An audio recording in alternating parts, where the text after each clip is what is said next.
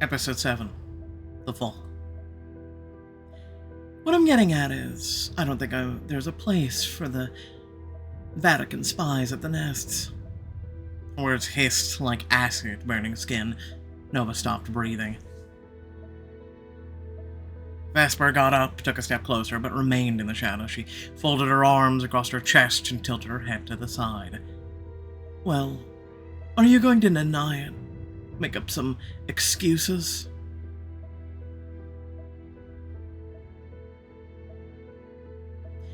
No, I won't. Thank you. You've been lying long enough. If you kept doing it even now, I'm afraid I would have lost what was left of my patience. Nova stood up straight, looking Vesper in the eye. I thought about the moment when I'd be discovered so many times, and now it has come. I'm so tired of all this.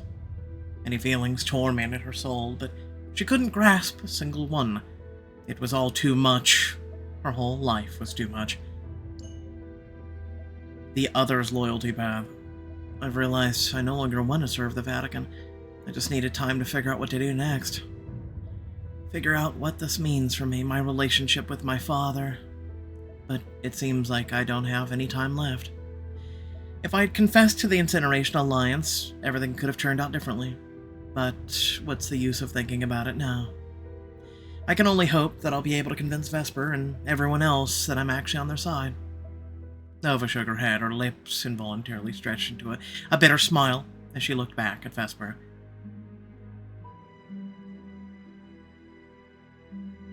Why am I still here? Did you expect me to kick you out in disgrace after I found out the truth? If so, I'm surprised. I thought after all this time working with me, you'd begun to understand my character and methods. We wouldn't have found the damn box if it wasn't for you. We needed you. But not anymore. Vesper only shrugged in response. How long have you known? I knew something was off from the very beginning. I don't believe in coincidences. I started to suspect something after Shen told me how he met you. I ran you through the databases, looked into your documents, but couldn't find much, which only made me more wary. It wasn't easy learning who you were. It took surveillance, behavioral monitoring. In the end, everything became clear. I mean, not everything, but enough. I haven't been able to find out who your parents are or how you came to work for the Vatican in the first place, but I'm assuming you'll clear that up for me. So she doesn't know I was raised by the Cardinal. She only found that I'm connected to the church and that I pass information about the source to them. Does anyone else know? No. Why didn't you tell anyone else? It was safer that way. Less of a chance you'd realize you've been found out. Besides, if Onyx or Shin knew about who you really are, Onyx would scratch your eyes out, Shin would curse you 100 times over. They disagree on many things, but I don't doubt that would be an exception. So, you're hiding everything from everyone, too. Yes, but we're not talking about me right now. Why did you choose this specific moment? We started making progress. Until recently, all we had was blind hope. But now we have the next clue. We're getting closer.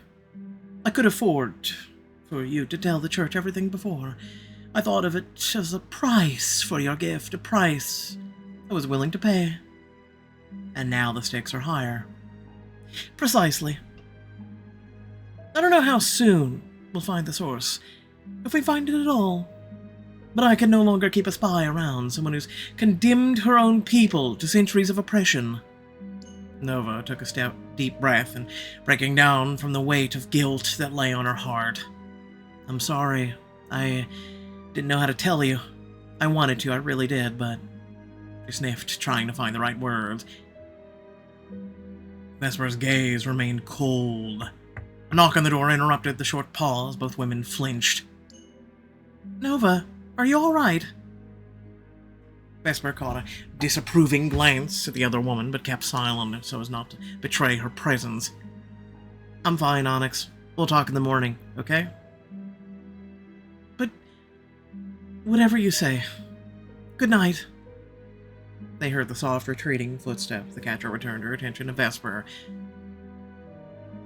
I may have to convince her to give me a second chance. Maybe if she knew more about me. Tell her about your childhood. Honesty should help me regain trust. There's no point in hiding it. I'm gonna have to tell her anyway. If I show her I'm ready to be honest now, it should help me regain trust. She let out an uneven sigh, preparing to reveal the truth that had been weighing on her for so long. I don't expect you to understand, and I'm not trying to justify what I did. There's no excuse for that. But until recently, I just didn't even realize I had a choice. That there was something other than the path I was put on. What do you mean? I don't know who my real parents are. I was raised by a man who serves the church, a cardinal. I wasn't lying about never having been part of a magical community. My world was very small. All I knew was my guardian, my nanny, and the walls of the house where I grew up. I had been trained for this my whole life, Vesper, to spy, to report, so the Vatican could maintain an advantage. He kept telling me that was my purpose, that this was the only way I could atone for my sin of existence, the only way I could earn forgiveness. Every day, I hated myself for who I was. A shadow of sympathy crossed her face. It didn't linger, but still, I believed his every word. All I had was my goal to carry out my orders. That is, until I came to the nest. All of you have shown me nothing but acceptance, warmth. Thanks to you, I realized I could change something. I always thought I had no place in this world, but here, I felt like I belonged. She clutched the fabric of her clothes in her hand, trying to hide her nervousness to look collected. Let me stay, Vesper. I know it will take time, but I'll prove that I can be trusted. My gift is at your disposal. I'll do anything, just say the word. I accept any condition. In return, let me stay here. I want to stay home. Vesper shook her head, a tired sigh escaping her lips. The catcher froze, awaiting the verdict. Despite everything you've done, even though you put us all in great danger, I feel sorry for you, Nova. You're a victim of the system we're fighting against. You've been lied to your whole life. There's been no one around to show you the other side. I was hoping you'd come clean. You say you were going to. And I believe you. Vesper has become attached to you during your time at the nest. She ran her hand through her hair and looked down at the floor, as if completely exhausted. I don't know why I do. I obviously shouldn't, but given the situation, looks like I'm losing my grip. She gathered herself with a noticeable effort, turning back to the other woman. There's a conflicted part of me that wants to let you stay, but my mind is telling me that it's probably an extremely stupid idea. Nova felt her whole body go numb. Vesper pursed her lips. Well, all right. What? That easily? Wait for her to continue. You can stay until we make a final decision. We? Of course I'll need to consult with the others. I can't keep all this a secret from them any longer. So you're going to tell them tonight? Tomorrow. I don't want to deprive them of a good night's sleep. I thought I'd be ready for this, but now I realize I was just stupid. It's impossible to be ready. Vesper, if that's what you've decided. Yes, it is. The conversation tomorrow won't be easy for me, either. It makes sense. She's known the truth about me for so long, but never revealed it. If I can't stay, what then? I'll have to make sure you can't do anything to hurt us. Most likely, I'll have to move you out of Italy so that you're as far away from the action as possible. So you're going to hold me hostage? What else is there for me to do? I don't like this one bit, but I can't just let you go. I'm not an idiot. With that, Vesper walked to the door and put her hand on the handle. Are you going to arrange some kind of supervision for me before you leave? What makes you think I already haven't? Indeed. We'll talk in the morning. It's probably Lucian. I sussed it last chapter. Vesper stepped out, leaving the catcher alone with her demons. As if hypnotized, Nova went to the closet so she could change into her pajamas.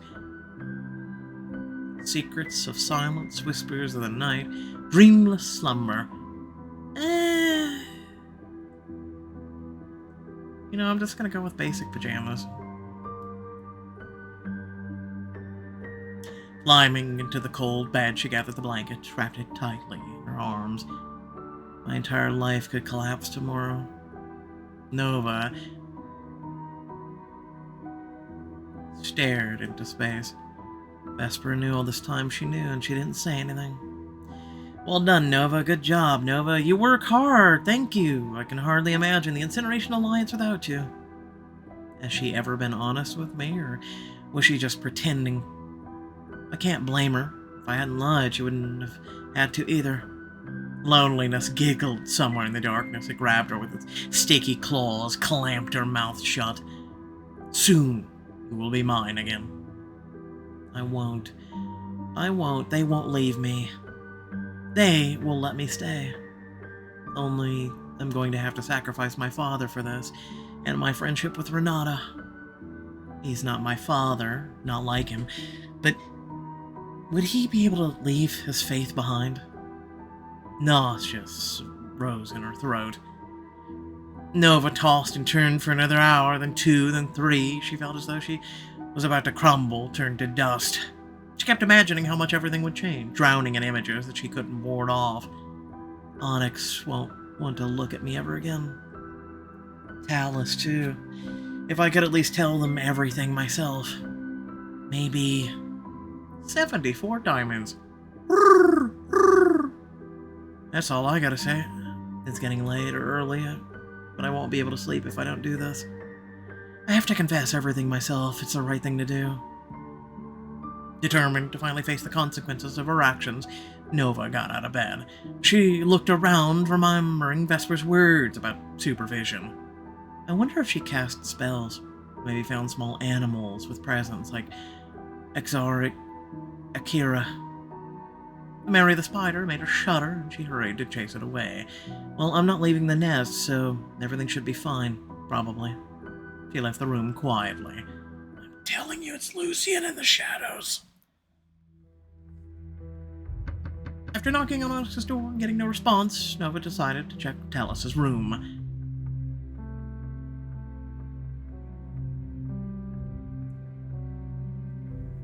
Nova. Hey, wow, you with a muscle shirt.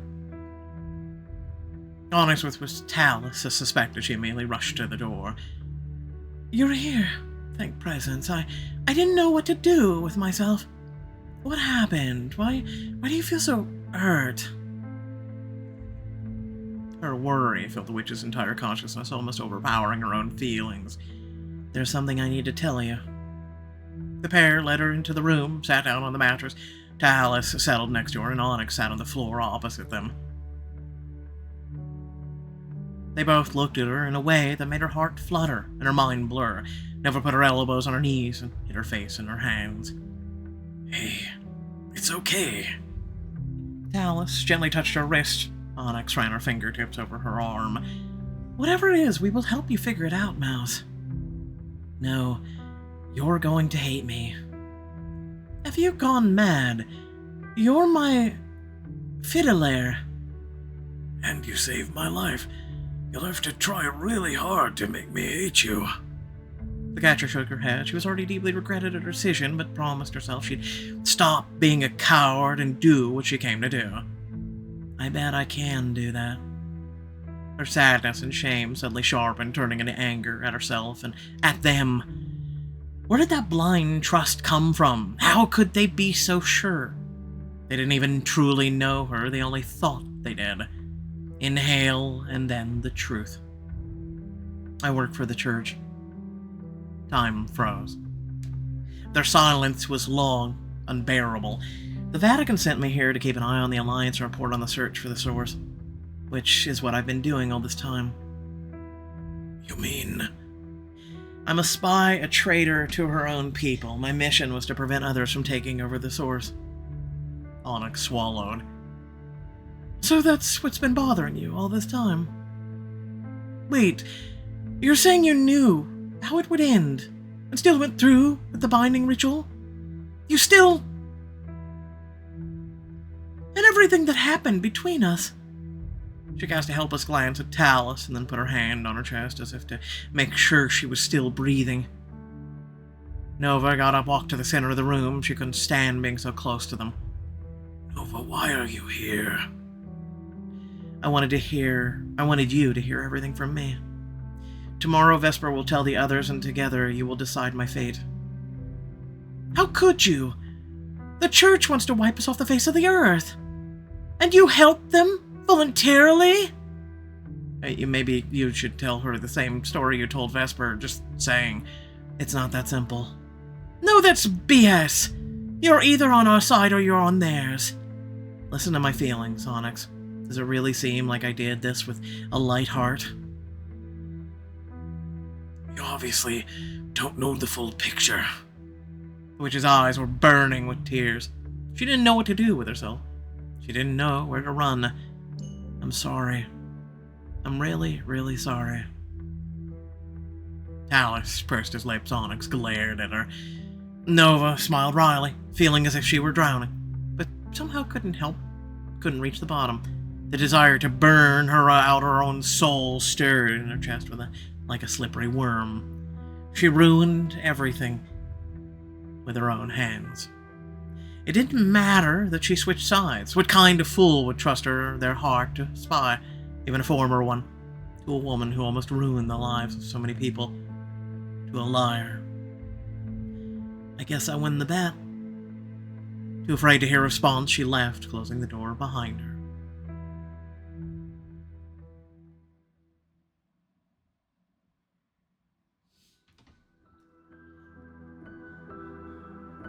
Waking up the next morning, Nova squinted at the white light that poured into the bedroom like milk from a glass. Is that snow? She hurried to the window. It is snow. Large snowflakes stuck together, falling down from the sky. It's been 6 or 7 years since it last snowed in Rome.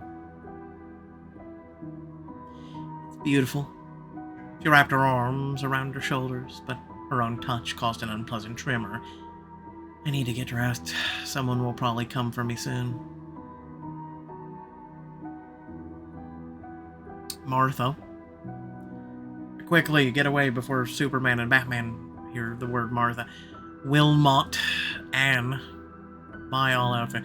The outfit choices are a bit weird. Kinda like that one. Wilmot. Anne. Martha! Okay, Mary. I'll go with that one. Kinda dig it. All good. Current hairstyle. These are your diamond ones. Kinda like that one. And just go with the current one. Oh, we have makeup choices. Eudaimonia Argus. Listen, ladies, I want you to look at this. Okay, 46 diamond. I want you to look at this. Listen, this is how you ladies treat yourselves. I'm just saying. You put on hundreds of dollars worth of makeup, and it barely makes a difference. Ladies, listen, you have worth.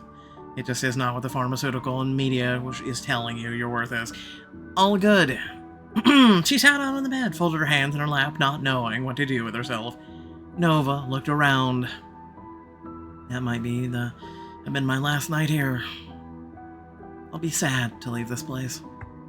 After a while, someone finally knocked on her door. She froze when she opened it. Let me guess, it's Shin or Bay. I'm calling it. Oh, Lucian outfit. Dandy. Estetite? Slight gentleman. I don't know. I kind of like the gentleman one. It's like all black and shit. I'm going with it. Lucian? Not happy to see me. Oh, I just didn't expect you. He casually leaned against the doorway. He still doesn't know. May I come in? Of course. Letting him in, she closed the door. The vampire's attentive gaze ran around the room, and then returned to Nova. Well, aren't you full of surprises? Judging by his mysterious smile and the fire in his eyes, Vesper told you everything. Lucian nodded slowly with satisfaction, as if this turn of events pleased him for some reason. I won't lie, I wanted to figure you out on my own, so I'm a little disappointed that I didn't have a chance to do so. But then again, I would have hardly thought of that. A Vatican spy in the Incineration Alliance. He shook his head, clicking his tongue. How could this happen? Do you find this amusing? A little. I can't wait to see how all this unfolds. Aren't you angry? He laughed. It would be quite stupid to be angry. Now I finally understand why I had the feeling that you and I were alike. Hey, smiling and showing his fangs for once. The others feel betrayed, of course, but I see what you did more as a necessity to survive in this cruel world. You don't get judged for that. At least not by me. I thank you. The vampire shrugged. Well, shall we attend your Judgment Day? I'm ready. It is true. There are some people who do bad things to survive in this world, but they are still good people. The shadows retreated, revealing them to everyone present. Lucian bowed slightly and stepped back into a corner. I'd hate to be inside Shin's mind right now. Oh, why are you involved in this? He's just a guy who cooks in the nest, I'm just saying. Nova. Vesper gestured to a chair, and Nova sat down slowly. The vault was completely quiet for a minute. The quiet was loaded with 1,000 questions and accusations. Nova could barely stand the tension. She turned to her familiar for support, but Onyx only gave her a sad look. At least she's not blazing with fury. I can feel it's difficult for her, but she's trying to understand. Jorge sighed softly, running his nail along the edge of the table where the old wood began to crack. Shin closed his eyes, tapping his fingers against his wrists. This quiet, monotonous sound was reminiscent of a ticking bomb. The chair leg scraped against the floor as Vesper stood up and took a few steps to stand by one of the bookcases. Before we can make a final decision, I think it would be reasonable for us to listen to your story. You've already told me some of it, but we want to know every last detail. Speak. Nova complied. By the end of her speech about her past, the service of the church, and the ties of the Cardinal Baronne, her throat was dry. She didn't hide anything, painfully aware that she couldn't afford to tell any more lies. The catcher avoided everyone's gaze. She was too scared to see their emotions reflected on their faces. The Cardinal doesn't know that I want to betray him and be on the side of the Alliance. Nova could practically hear Vesper thinking about how she could take advantage of that. Would she go as far as to harm Father or Renato? Probably not, or... When she finished, she was escorted out of the vault so the Alliance could confer. Having reached an agreement, they invited her back. So, do you have anything else to say? 9 diamonds for yes, okay. Nova cleared her throat. She tried to sound confident as she spoke. I want to apologize. It probably doesn't mean too much right now, but still.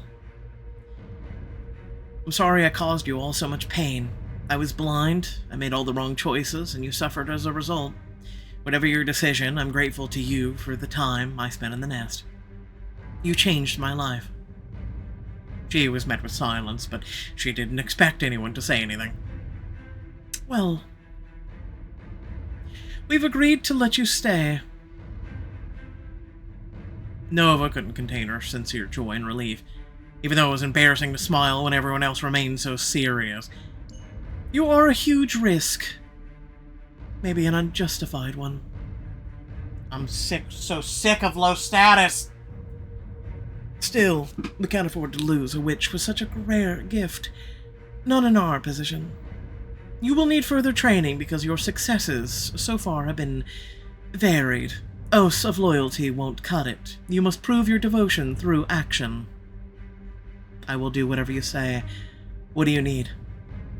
Vesper crossed her arms over her chest. I need you to rob the Vatican.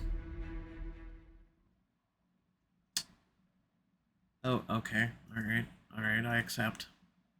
Is this like an Ocean's 11 or Sun Emissary 1, Moon Nun 2 to status. Again, I'm getting tired of being low. 0 power. I haven't seen power increase in quite some time, I'm gonna be honest with you. And let's get those diamonds. Alright, looks like episode 8 is up next. So, let me know what you guys think in the comment section. It was kind of a short episode, I'll be honest with, especially with all the diamond choices. But I will say the following. I pretty much agree with what was said. In terms of, you know, Lucian survival and whatnot. Some people have to do some bad things in this world to survive, right? You know, some people, let's put it this way, here in America, right? Because I know there's viewers outside of this country that, you know, watch. We have people who, whether you be just someone who's fallen on really hard times, or you have people who literally and figuratively, you know, at 16, 18 years old, they were like, hey, I'm going to sign up, I'm going to serve my country. They gave their service to their country, and then their service was put to an end, and then they are sent home, right? And they typically, you know, depending on what you come home to, you either have a girlfriend or a wife or nobody at all, right? And some of us, you know, come back and we have no family, we have no nothing. And so we pretty much, you know, you either tried to save what little bit that the country gave you while you served it, or whatnot, right? Servicemen and women, you know, make a lot less than a lot of other people, right? Surprisingly and not shockingly.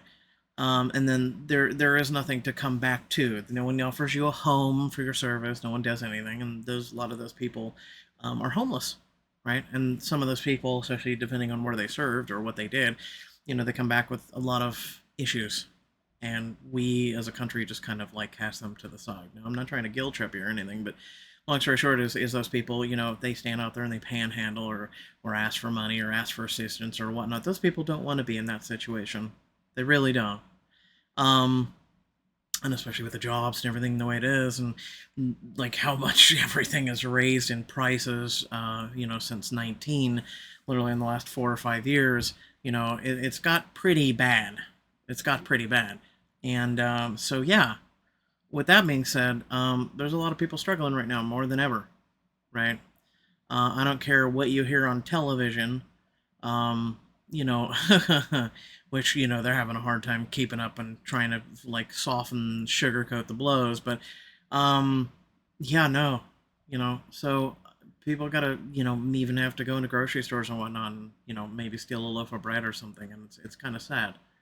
It is kind of sad, and then, you know, then because they did that to survive, to stay alive, they literally and figuratively are screwed over, right? Because then they get a record and they get this and that, and all they do, it's a downward spiral. It's a downward spiral. So everybody that thinks America's so amazing and cool and great and everything else, listen, 1940s called and it said, yeah, we were great at that time, but you know, in the last 80 to almost 100 years, yeah, no, it's gone substantially downhill, especially for the people in this country. So it's not as amazing and great as it used to be.